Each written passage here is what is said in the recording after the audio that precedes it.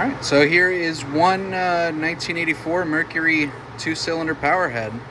I pulled the crankcase cover off, and what you're looking at here is the crankshaft and the pistons going down into the cylinders here. So this particular style of motor actually does not have a removable head, so the tops of the cylinders are cast into the block itself, and so this is the only way to access the cylinders and crankshaft. I'm going to go ahead and pull this whole assembly out of here, and we're going to take a look at the cylinder walls and the pistons. Well, there's everything out. It just pops out like that. And full transparency, I already broke this down and took a look inside here just to see what I would need to order to go ahead and rebuild this properly, which is why the rings are off the pistons already, because they're kind of a pain to seat in here. So here's my 2 cylinders. I'm not sure how good of a view this is on camera, but you can see there's just the slightest bit of vertical scoring down each one. But I actually went ahead and borrowed a dial gauge to measure everything in here off camera. And so I know that both of the cylinders are actually in great condition. Up here on the bottoms of the cylinders, everything is exactly spot on to spec. There's no out of round error, at least within 1/1000th of an inch. And there is just the slightest bit of taper wear all the way down by the heads where the rings reverse and the combustion happens. So the only thing I'm going to need to do to the cylinders is give them a quick hone to reestablish the crosshatch for lubrication, and those are good to go. The pistons and the crankshaft, all the bearings are good. Everything moves freely. There's no excessive carbon buildup on anything. No obvious wear that I can see. I am going to replace the reeds in the reed block just because I have it open, and those are probably original. And the last thing I'm going to show you is the piston measurements with the micrometer. So I'm going to get these pulled off of the crankshaft there, and then we're going to take a close look at these. Pistons are disconnected from the crankshaft here. I got all the needle bearings just soaking in a little oil, keep them fresh. And so if we get a good close look up here, we can see there's a little bit of wear, a little bit of scuffing on both of the pistons. However, the important thing here is going to be the actual measurement according to the service manual, and so it specifies a particular diameter across the thrust surfaces, which is going to be perpendicular to the wrist pin, at the very top, just below the rings, and at the very bottom of the skirt here. So if those are in spec, the pistons are good to go. If not, they need replacing. So I've got my micrometer here, and I'm going to go ahead and take a measurement at all 6 of those diameters. I just finished measuring the piston diameters with this 2-inch micrometer. And everything so far is looking pretty good to me. So again, I'll show you the chart for the piston diameters here. Diameter A is at the very top of the piston, diameter B is just below the ring lands, and diameter C is at the bottom of the skirt. So here are the dimensions for standard non-overboard piston and cylinders. Like I said, I measured the cylinders previously, and everything was spot on, 2.875, and no issues depending on the orientation of the dial gauge, so there's no out of round errors. And then all the way down there near the heads, at the very bottom, there's a little circumference of, I measured 2.874, and so that is supposedly perfectly normal because that's where the pistons bottom out and then the combustion happens, so the load is the highest. On the pistons, both of these, this is the bottom, this is the top. Diameter A was spot on to the 1,000th, same with diameter B. However, diameter C, the bottoms of the skirts on the thrust faces are, I'm measuring something a little bit closer to 2.86869, so maybe 2 or 3 thousandths of wear at the most. And I'm going to grab this bottom piston here just to give you a better idea of what that looks like. So here is the non-thrust direction where the wrist pin is, and you can see there's pretty much no evidence of marking or scarring. I'm not sure what that is, but honestly, that might have just been something I did when I pulled this apart. But what matters most here is the diameters on the thrust direction, because that's where all the force is being applied into the cylinders. And you can see here on the exhaust side, how these horizontal machining marks are a little bit worn away right there at the bottom of the skirt. From everything I've been able to gather, 2 to 3 thousandths of wear only on the bottoms of the skirts is pretty much normal and not really a good reason to replace the pistons. And of course, that is going to get a little bit worse over time because the extra clearance is going to allow the piston to rock back and forth slightly more. However, I think this will be in perfect running condition for quite a bit while longer, so I can always pull this apart and replace these pistons at a later date. So I'm going to get these cleaned up, get the ring grooves cleaned out and new rings put on these, and then I'm going to hone the cylinders and also replace all the gaskets for the exhaust, the air intake, and the water jacket head cover. Well, here I almost forgot to actually show the micrometer measuring, so we will see if I can do this. Now I'm gonna need the camera stand here.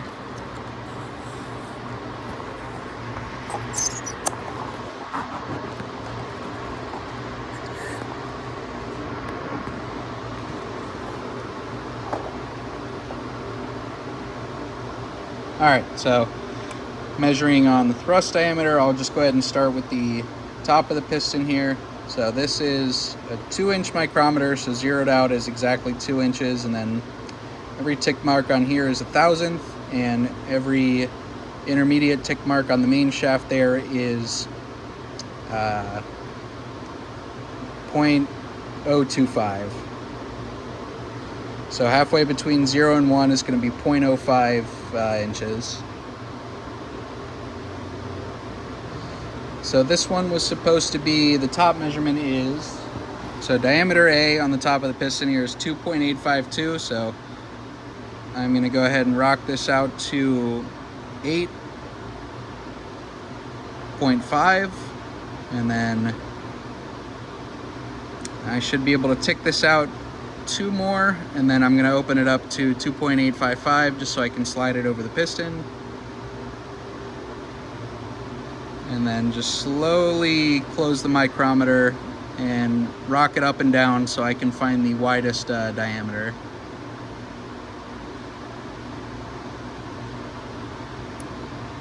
And I'll click that until the clutch engages.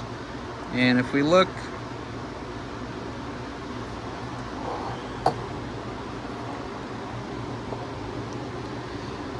if I get right down on there, you can see 2.8512. So the top of this piston is in spec down to the 1,000th of an inch and should be ready for service. But I am going to show you the measurement on the bottom of the skirt as well.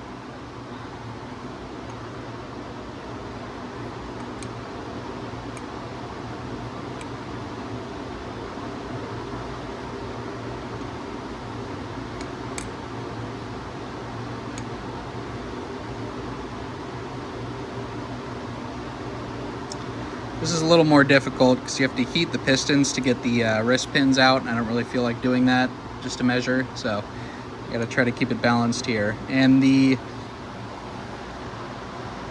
diameter that this is supposed to be across the bottom of the skirt is 2.871, and so we're gonna see what we can get out of this. So that's 2.850, that's 2.855, 2.85, 2.86, 2.865, and 2.87. So what we're looking for is that measurement right there, 2.871. So I'm going to open it up another 5, and then we're going to look for that that widest diameter here on the thrust axis.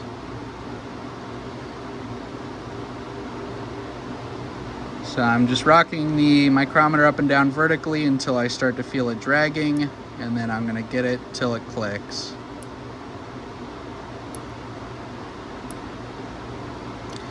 And I'm just taking a few measurements here to make sure I'm in the right spot because there is that wear there. This surface is not perfectly round. There's actually a little bit of a vertical there. And so the micrometer is gonna drag along that a little bit more than it would on a perfectly round surface. All right, and so that is the biggest diameter so far. All right, and so that's the widest diameter I can find, and there we go. It's 2.869, so 0.2 thousandths off. I'm gonna go ahead and say that's acceptable for service. So yeah, a maximum of 2 thousandths of wear on just the bottoms of the skirts I think is going to be perfectly fine to put this back together. I don't need any piston replacement, especially because the cylinders are still in spec.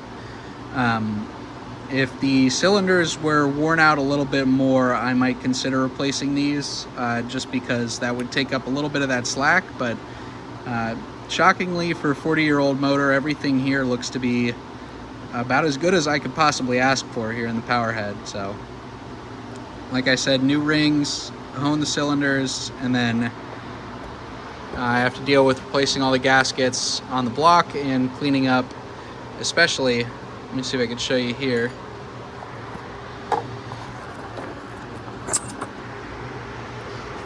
I got myself a nice crusty water jacket channel down here that needs a little bit of cleaning as well. But other than that, the actual power producing part of this motor is, yeah, it's almost perfect. I'm happy with this.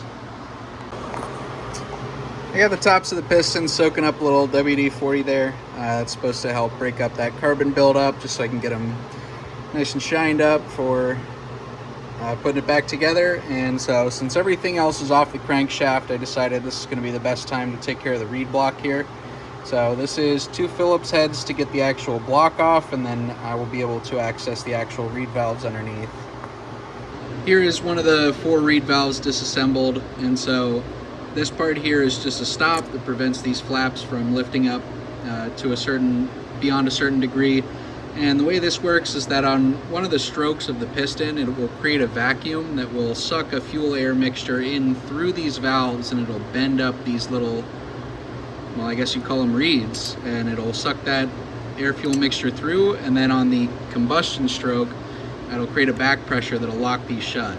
And so when these get worn out and they don't seat fully onto the reed block, what happens is that a little bit of that fuel air mixture from the carburetor will leak into the cylinder when it's not getting ready for a combustion stroke. And so I didn't actually bother to measure these because A, I could see a little bit of light penetrating underneath. You can actually see that when wants to lift up just a hair.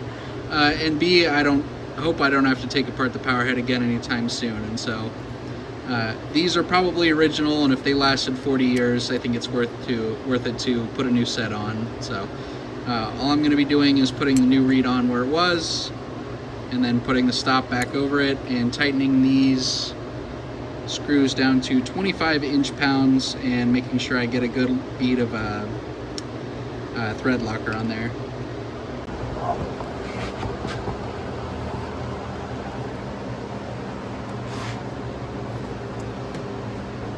Alright, I got the blocks and the stops cleaned up with a little bit of a brake clean. And so I just need to grab the new reeds and get those seated in.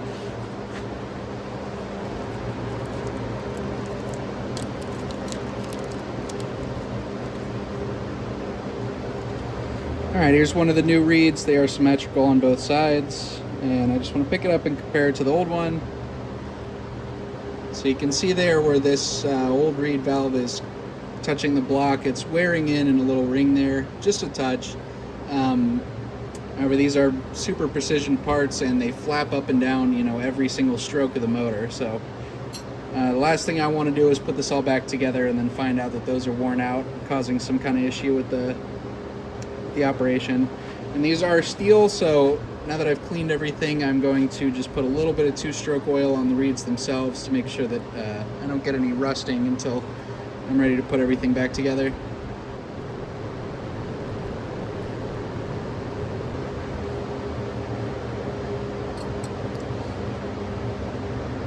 I'm just going to line that up with the holes, and then I will take one of the stops, and the stop is going to apply clamping pressure onto the actual reed valve and just hold it down in place there.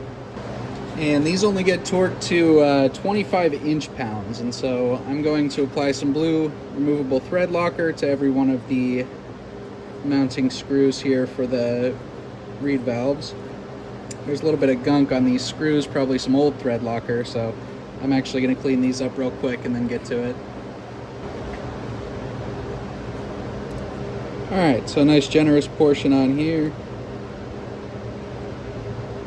Make sure I get coating on every thread. And then there's one, so there's 5 holes here, only 3 of them are threaded, so those are the only ones I actually need to get these into.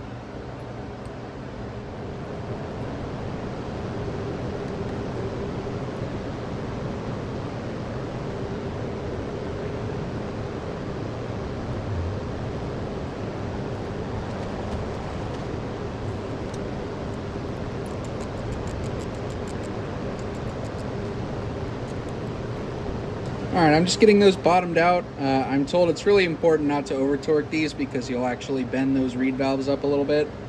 And so I'm going to be using my super cute little beam style 1/4 inch drive torque wrench for this.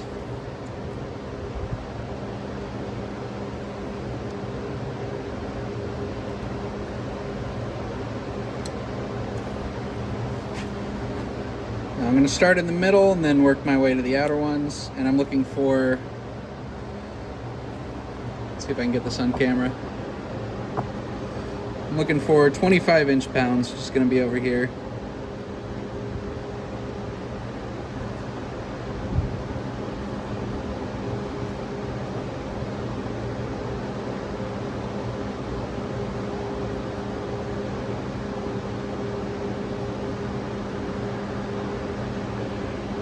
Alright, there's the middle.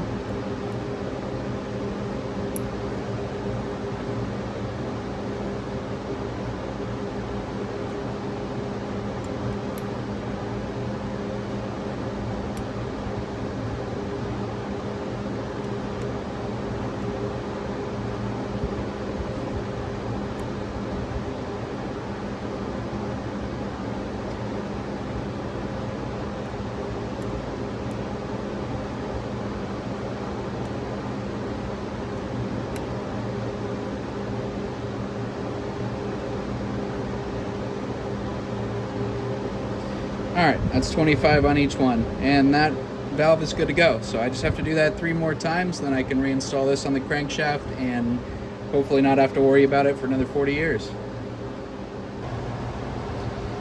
All 4 of the reed valves are installed and torqued to spec, so I'm going to go ahead and reinstall this on the crankshaft. I got a little bit of grease on there as per the manual, and of course that'll eventually burn off and the lubricating oil will come in through this channel here. So I just have to mate these around and line up those 2 pins and then seat in the mounting bolts, which are spec to 30 inch-pounds. And the main thing to note here is that somewhere, yeah, right here, this there's a little stamped up here, which means that side faces towards the upper end of the crankshaft, and there's no wrong way to put it on as long as that matches up.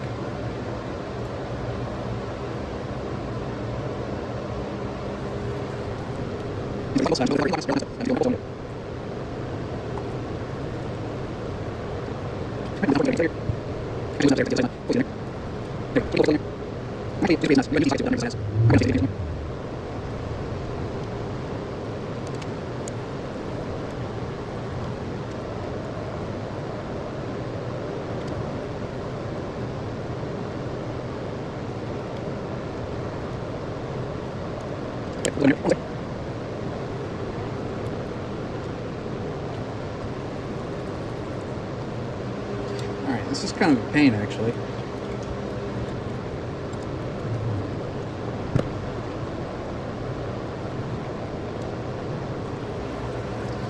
There we go.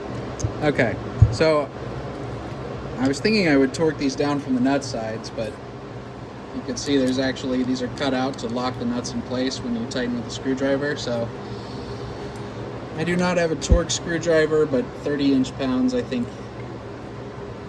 I'm just going to take this up until it feels snug and call it a day.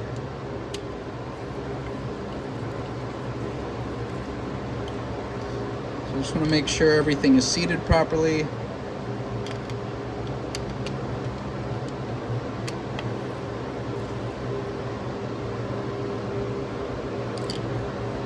Yeah, I'm just going to give it the beans and it should be alright. Thank goodness I put that thread locker in there.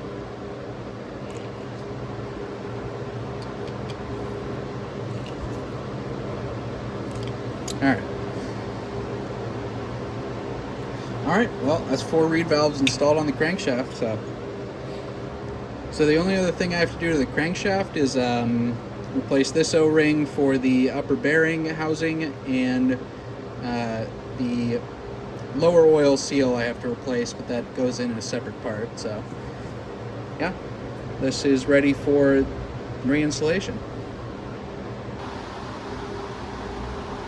It's the next day here, and this is the aftermath of letting the pistons soak in WD-40 overnight. I just took some of this gray Scotch-Brite just to see what I could pull off of there without scuffing the aluminum underneath, and definitely some of the carbon came off, but not all of it. And I think it's probably better I just leave it as is than risk removing too much material from the piston surfaces here. So I think that'll be all right for now. I will probably run some carbon cleaner, like a seafoam, through the motor when I get it put back together, just try to break up the rest of that. Since all the critical diameters are still in spec for the most part, I don't think this is going to cause really any issues.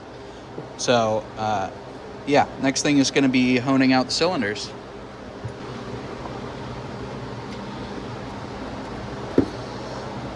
Try to give you guys a better look. There we go, looks like a good shot. So you could see there's just the faintest of vertical marking all the way around the cylinders, but like I said, I wasn't able to measure any out of round, and they're still to the correct diameter everywhere except for right down there at the ring reversal point. So the crosshatch pattern is slightly visible, but yeah, I'm just gonna go ahead and hit these with a ball hone, and that should get them right back up into shape. First thing that needs to come off of the block here are the exhaust covers. The exhaust cover and its 2 gaskets. And all of the nuts on the block here for water jacket, exhaust, and transfer port are 1/2 inch. So here we go. I've got my ratchet here. Some of them are a little looser than others.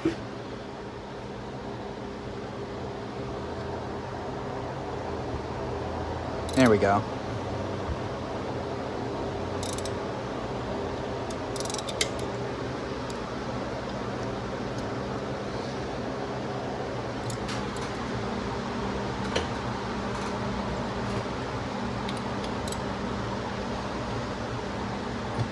Let me go ahead and try my impact driver here.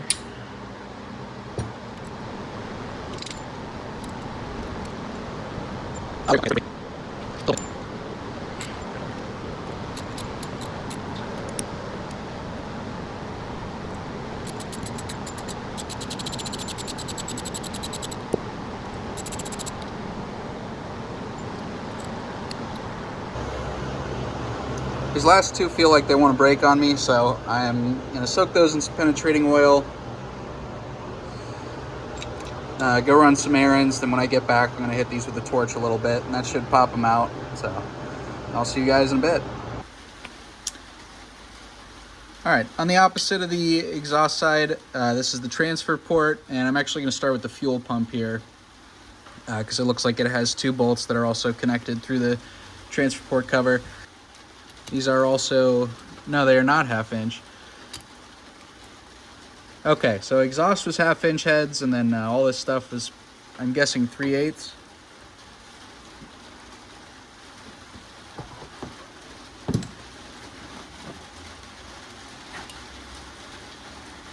No, maybe 5/16. All right, I got the right socket, and I'm gonna go ahead and crack these fuel pump bolts. Yeah, these are not on here nearly as tight.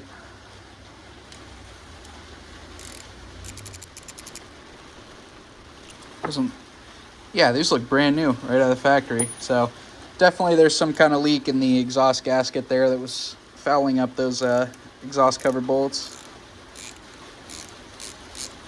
All right, those 3 are all the same size, and this should pop right off.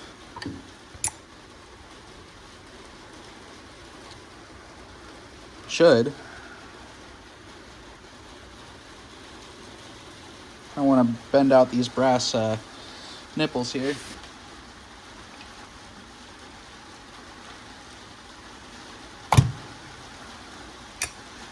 There it is. I love when they have a little non-sealing surface that you can actually get something to pry them out with.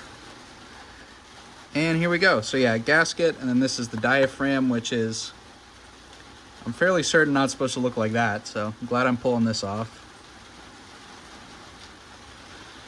So let's see, just for my own reference, there's a gasket here on the outside, then the diaphragm, and then another gasket on the inside. Everything in there looks to be in good condition. I don't see any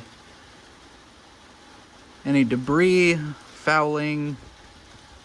Yeah, that looks good.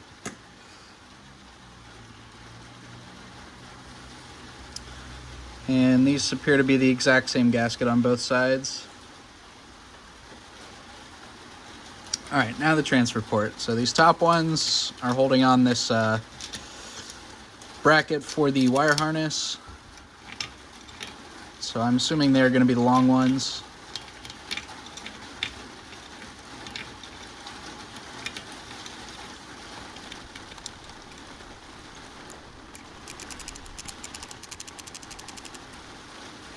Yeah, definitely different size on those.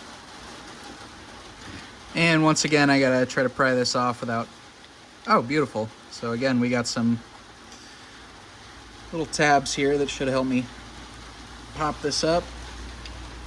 Be careful not to break anything though.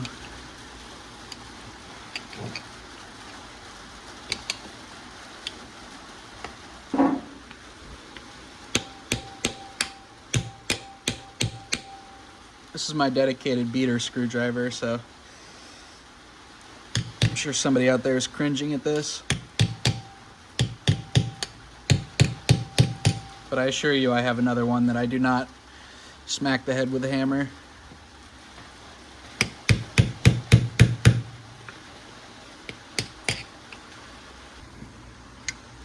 The transfer port cover is off. Just took a little bit of shimmying and shaking. Finally got that gasket broke free. So there's the intake ports in the cylinder. You can see all the way through the exhaust ports on the other side. And of course, this is where the air fuel mixture is coming in from the... well, the carburetor sits over here, and then those reed valves that I did previously, when they get open, when a vacuum pressure is pulled on either of these cylinders and sucks that air fuel mixture in through here. And then these cylinders actually sit in there like this, so when it goes in through those intake ports, the air fuel mixture hits this curved section of the piston and it shoots it forward up into the combustion chamber. The only thing I'm seeing that's interesting is there's like some, it almost looks like somebody like bumped into this with a die grinder.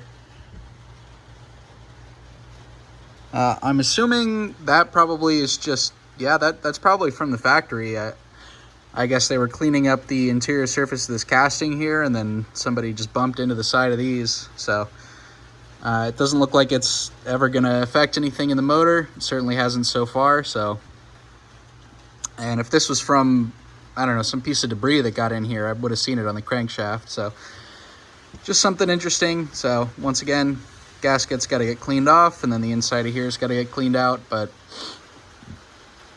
next and final step before honing cylinders is going to be this water jacket cover over the cylinder heads.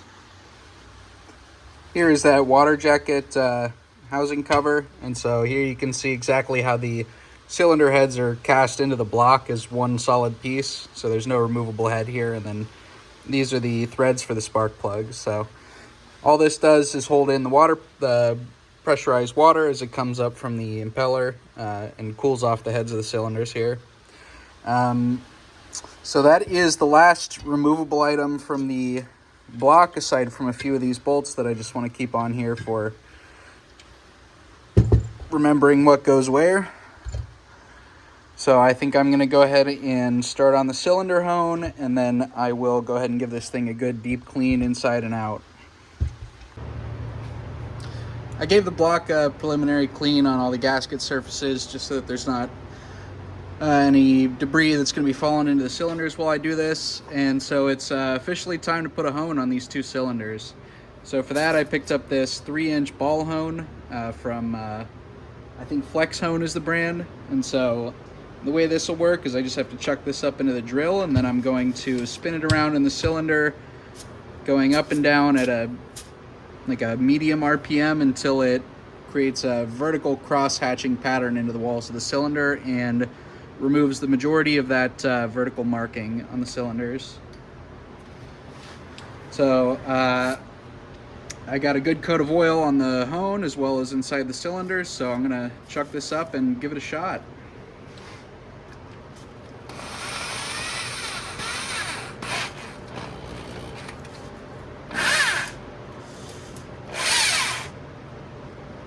All right, here we go.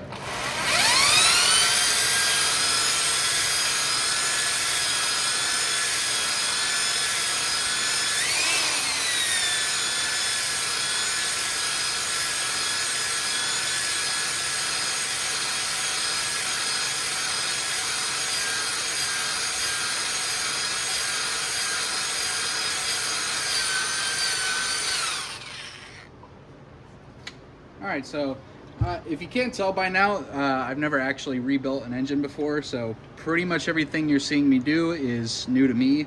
So I'm just trying to figure out the right RPM and the speed of lifting and dropping the hone to get that perfect 45-degree cross pattern between the two different spiraling grind lines.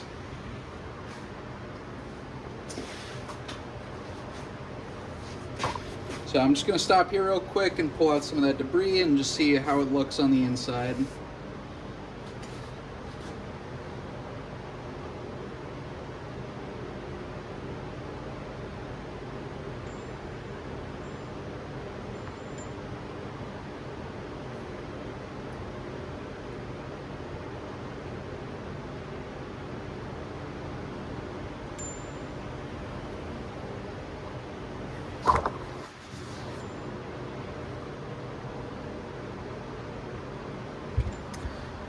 All right, so far pretty good. I think I either need to raise and lower it a little faster or maybe spin it a little faster. I'm not sure which, because the majority of the score lines are going in one direction as opposed to the other.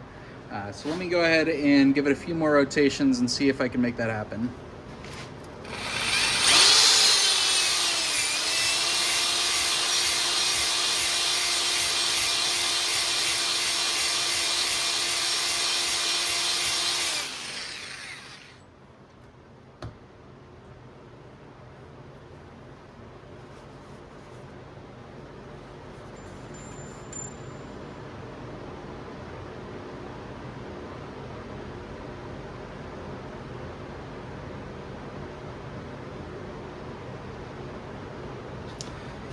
Yeah, that's seeming more like the ticket there. So I'm gonna do that a few more times on this one, and then we'll move over to the other cylinder because this is already looking really a whole lot better.